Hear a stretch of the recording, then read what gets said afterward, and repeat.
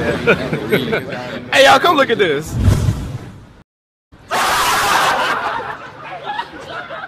So hello friends, स्वागत छ तपाईहरुलाई अर्को भिडियोमा। सो फ्रेंड्स, आजको भिडियोमा चाहिँ हामी कुरा गर्न गइरहेको छौं Realme 7 को बारेमा। यो फोन चाहिँ नेपालमा लन्च भइसकेको छ अनि आजको भिडियोमा हामी यही फोनको बारेमा कुरा गर्न जाँदै छौं। स्पेशली आज म यसको स्पेसिफिकेसनमा फोकस गर्दैन, स्पेशली हामीले आज यसको प्राइस र मैले हजुरसँग मेरो अनेस्ट ओपिनियन, मलाई यो फोनको बारेमा के लाग्यो, कस्तो लाग्यो, सबै कुरा हजुरलाई मैले आजको भिडियोमा जानकारी दिनेछु। त्यसैले चाहिँ भिडियोलाई अन्त्यसम्म हेर्नु होला। अब चाहिँ टाइम वेस्ट नगरिकिन यो भिडियोलाई मैले सुरु गर्न चाहन्छु। स्पेसिफिकेसन भन्दैन भनेर मैले हजुरलाई पहिले नै भनिसके, तर बिना स्पेसिफिकेसनको हजुरलाई कन्फ्युजन हुन सक्छ यो फोन कस्तो छ, कतिको छ र यो प्राइस सेगमेन्टमा राम्रो छ कि छैन भनेर कन्फ्युजन हुन सक्छ। त्यसैले स्पेसिफिकेसन मैले हजुरलाई यहाँनिर स्क्रिनमा देखाउँछु।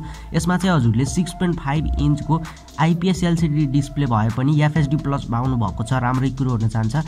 र र्यामको कुरा गर्नु पर्दा चाहिँ 8GB र स्टोरेज चाहिँ 128GB दिएको छ। क्यामेराको कुरा गर्नु पर्दा चाहिँ पछाडिपट्टि 64 मेगापिक्सलको क्वाड सोनी क्यामेरा पाउनु भएको छ, अगाडिपट्टि चाहिँ 16 मेगापिक्सलको सेल्फी क्यामेरा एज वेल हजुरलाई दिएको छ। हजुरले चाहिँ यसमा फिंगरप्रिन्ट सेन्सर पनि पाउनु भएको छ, साइड माउन्टेड वाला। र यो फोनमा चाहिँ हजुरले MediaTek Helio G95 को प्रोसेसर देख्नु भएको छ। अब स्पेसिफिकेसनहरु त ओभरअल मलाई एकदमै राम्रै लाग्यो, ठिकठिकै नै लाग्यो। तर प्राइसमा भने Realme-ले चाहिँ अलिकति लिमिट नै क्रस गरे जस्तो मलाई लाग्छ। फोनको एक्सपेक्टेड प्राइस चाहिँ मैले अन्डर 30,000 नै सोचेको थिए।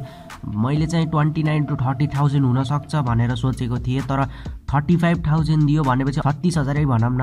यतिको हाई प्राइस किन भयो त्यो त मैले हजुरलाई भन्न सक्दैन। सायद 8GB र्याम दियो भन्दैमा होला, तर भ्यारिएन्ट पनि दिनु पर्छ जस्तो मलाई लाग्थ्यो। भ्यारिएन्ट भन्नुको मतलब चाहिँ हजुरलाई 8GB र्याम दिएको छ, त्यसमा चाहिँ 4GB 6GB छुट्टै छुट्टै भ्यारिएन्ट दिएको भए अलि सस्तो पर्थ्यो जस्तो मलाई लाग्छ। अब सबै मान्छेलाई 8GB र्याम त चाहिदैन, 6GB 4GB, अब कति लो प्राइसमा पनि 6GB र 4GB र्याम दिन्छ अरु फोनले। र Realme 7 चाहिँ अनफर्चुनेटली 35,000 प्राइस दिएको छ। यो चाहिँ मलाई एकदमै डिसअपोइन्टिङ कुरा लाग्यो र यही थियो मेरो ओभरअल अनेस्ट ओपिनियन। यसको प्राइस चाहिँ मलाई एकदमै हाई लाग्यो। स्पेसिफिकेसनहरु सबै ठीक छ, मोबाइल पनि राम्रो छ, तर यदि हजुरले अहिले नै यो फोनलाई किन्न चाहनुहुन्छ भने अहिले नै नकिन्नु होला। पछि गएर यो फोनको प्राइस लो भयो भने त्यति बेला किन्न सक्नुहुन्छ, अथवा यो फोनको सट्टा हजुरले अरु फोनको अप्सन पनि पाउनुहुन्छ। Realme-ले चाहिँ यसलाई लास्टै हाई प्राइस दिएको छ। यतिको प्राइस Realme-ले यो फोनलाई नदिन पर्ने हो, तर अनफर्चुनेटली एकदमै हाई प्राइस भएको भएर यो फोनलाई अहिले चाहिँ नकिन्नु होला।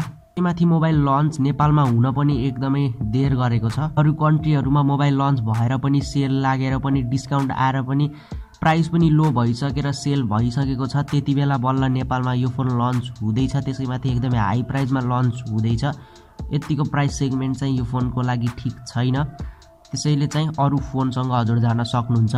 मैले भन्न खोजेको चाहिँ यो फोन एकदम नराम्रो छ भन्न खोजेको होइन। स्पेसिफिकेसनहरु सबै राम्रो छ, एकदमै राम्रो फोन छ, तर प्राइस चाहिँ अलि मिलेन।